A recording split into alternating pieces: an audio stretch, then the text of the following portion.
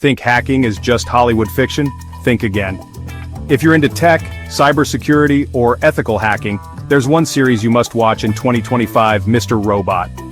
This series is a goldmine for IT students, teenagers curious about tech, ethical hackers, and anyone who wants to see how real hacking looks on screen.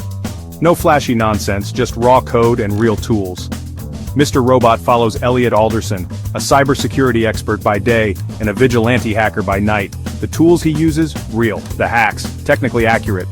You'll see Kali Linux, Tor, Python scripts, Raspberry Pi exploits, all woven into a gripping psychological drama that questions the very system we live in. In today's world of AI surveillance, deepfake attacks, and online vulnerability, Mr. Robot hits harder than ever. It's not just entertainment, it's education wrapped in suspense. Perfect for anyone building a career in IT or ethical hacking. So if you haven't watched it yet, now's the time. And if you already have, tell me your favorite hacking scene in the comments. Like, share and subscribe to Tech Trek by Moise for more AI-powered tech content every single day.